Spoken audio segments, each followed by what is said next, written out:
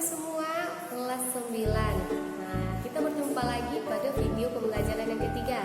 Pada video pembelajaran ketiga ini kita akan membahas atau mulai membahas tentang bilangan berbentuk akar. Minggu lalu atau pertemuan minggu lalu kita membahas tentang bilangan berpangkat. Nah, tapi sekarang kita akan membahas tentang bilangan berbentuk akar. Semuanya berhubungan tentang akar. Bagaimana sih cara kita penyelesaiannya? Oke, terlebih lanjut penjelasannya ada seperti berikut. Pertemuan kita yang ketiga ini adalah kita akan membahas tentang bilangan bentuk akar. Kemarin kita membahas tentang bilangan berpangkat, sekarang kita membahas bilangan bentuk akar. Seperti yang kita ketahui bahwa A pangkat B itu sama dengan C, kita misalkan. Itu artinya sama dengan atau timbal balik dengan akar dari C. Nah, B akar dari C sama dengan A. Oke, baiklah. Nah, sekarang kita pasti tahu kan akar dari 9 itu berapa? 3, karena ini adalah pangkatnya pangkat 2. 3 itu kan artinya pangkat 2, makanya dia 9. Tetapi gimana sih untuk yang lain? Nah, sekarang Miss buat 3 akar dari 8 sama dengan 2. Dari sini dapat terlihat bahwa 8 kita itu yang di dalam akar adalah C. 2 kita itu yang setelah sama dengan adalah A. Dan pangkat B, akar dari B-nya ini adalah ini 3 ya. Berarti 3 itu adalah B. Kita rubah dia menjadi bentuk berpangkat biasa. Nah, ini dia A. A kita adalah 2. Berarti di sini 2 pangkat B-nya 3 sama dengan C, 8. Cara kita merubah bentuk akar atau sama dengan 2 pangkat 3 itu kan sama dengan 8. Kalau kita rubah dia bentuk akar akan seperti ini. Nah, atau dari akar kita rubah pangkat biasa akan seperti ini. Timbal balik aja keduanya. Oke, selanjutnya itu adalah mengubah bentuk akar menjadi berpangkat pecahan dan sebaliknya. Berarti ada kata sebaliknya. Itu berarti sama saja. Rumus kita itu adalah N akar dari A pangkat M itu artinya sama dengan A pangkat M per N. Kalau kita rubah menjadi pangkatnya pangkat pecahan. Berarti pangkat yang ada di dalam akar, kita taruh paling atas, dan pangkat yang paling di luar akar ini atau angka yang ada di luar akar ini kita taruh di paling bawah. Bisa dipahami? Berarti akar dari A pangkat M, ini akar dari N akar dari A pangkat M itu sama dengan A pangkat M per N. Atau diketahui suatu soal A pangkat M per N rubah dalam bentuk akar, perubahannya itu adalah M itu taruh di dalam, N itu taruh di luar. Nah, sekarang kita mau merubah akar, contoh ya, kita akan merubah akar ke bentuk bilangan berpangkat. Nah, di dalam akar ini bentuk bilangan berpangkat kita itu akan selalu pecahan.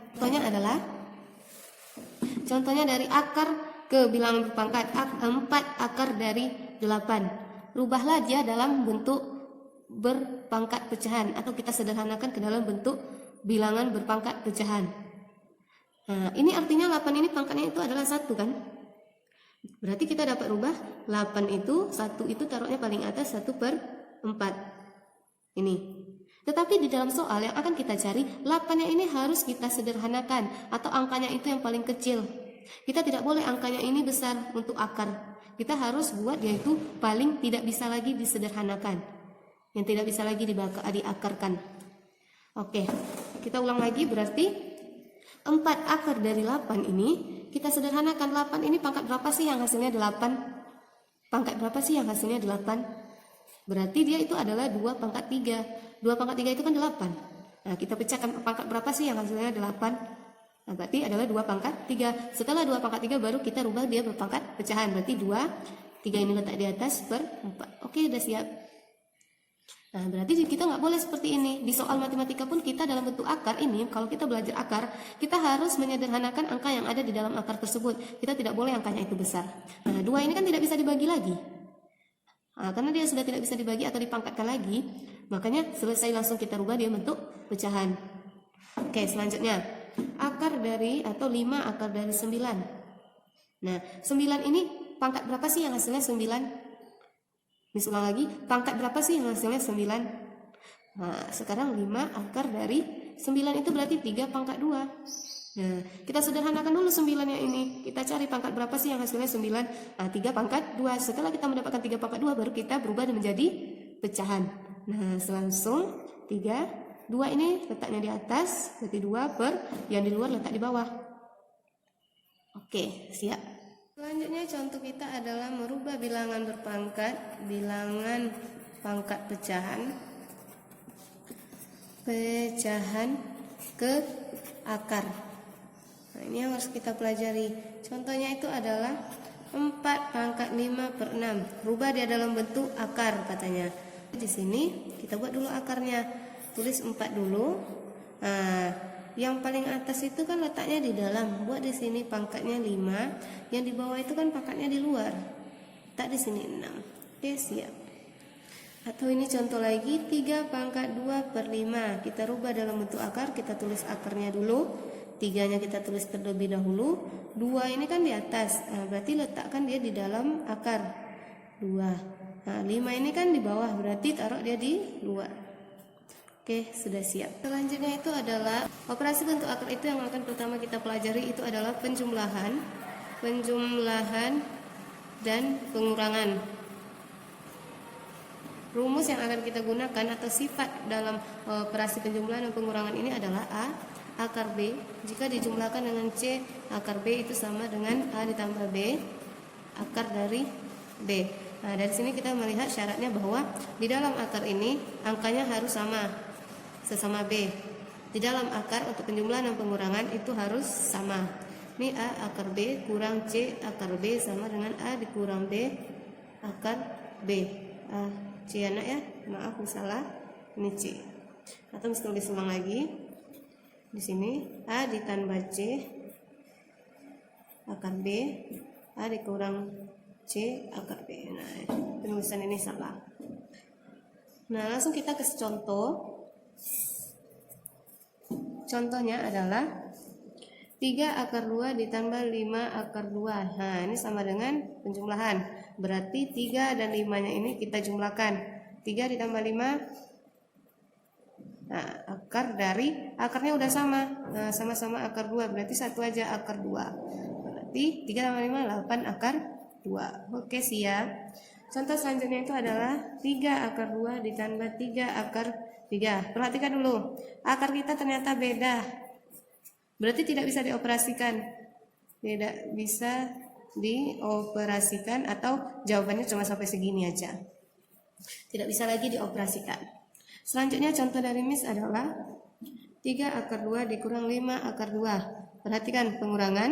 Akarnya udah sama-sama 2. Berarti 3 dikurang 5 sama dengan min 2 akar 2. Oke, siap. Selanjutnya itu adalah perkalian nomor 2. Perkalian dan pembagian lagi. Pembagian. Rumus yang akan kita gunakan atau sifat dia adalah akar A dikali akar B itu sama dengan dalam kurung akar A kali B. Jadi akarnya itu satu aja. Sama dengan pembagian akar A dibagi akar B itu sama dengan dalam kurung akar A per B. Kita langsung ke contoh soal ya. Contoh soal. Nah, akar 3 kali akar 2. Kalau dia penjumlahan, tadi kalau beda akar itu nggak bisa dioperasikan lagi. Tetapi kalau perkalian, di dalam akarnya itu beda, tidak apa-apa. Di sini langsung aja jawabannya akar 3 dikali akar 2. Atau akar 3 dikali 2, berarti sama dengan akar 6. Oke, udah siap. Contoh selanjutnya itu adalah akar 100 dibagi akar 10, berarti sama dengan akarnya 1 aja. 100 bagi 10, berarti sama dengan akar 10. Oke. Ada lagi sifat kita itu adalah M akar A dikali N akar B. Nah, di luar akar ini, tadi di luar akar itu tidak ada variabel atau itu artinya sama dengan 1. Sekarang di sini ada angka lagi. Kalau ada angka kita apakan sih? Berarti M dikali N. M sama N-nya kita kali, akarnya juga kita kali. Nah, akar kali akar A dikali B. Gimana sih untuk pembagian? Berarti pembagian akar A bagi N akar B sama dengan M per N bagi akar kali akar A per B. Jadi rumus kita itu untuk perkalian ada 4 ya. Untuk yang ini contohnya, 2 akar 6 dikali 3 akar 5. Nah, berarti 2 sama 3-nya kita kalikan. 2 sama 3 kita kalikan, berarti 2 dikali 3, 6. Untuk yang akarnya kita kalikan pula, 6 dikali 5. Nah, berarti 30. Oke, sudah siap. Dari sini dapat kita simpulkan yang di luar kali yang di luar, yang di dalam akar dikali di dalam akar. Sama dengan pembagian, 4 akar 21 dibagi dengan 3 akar 2 akar 3. Di sini kita dapat lihat berarti 4/2 seperti yang ini, yang di luar dibagi dengan yang di luar kali dengan yang akar kali yang dengan akar, berarti akar 21/3. Nah, 4 bagi 2 2, 21 bagi 3 7. Berarti sudah dapat. Yang terakhir itu materi kita adalah dalam video ini menyederhanakan bentuk akar. Nah, jadi kalau ada kata sederhanakanlah bentuk akar berikut, nah seperti ini dia. Akar dari 48. Ada nggak sih akar dari 48? Kalau akar dari 9 kan otomatis sudah 3. Akar 48 itu seperti ada nggak sih?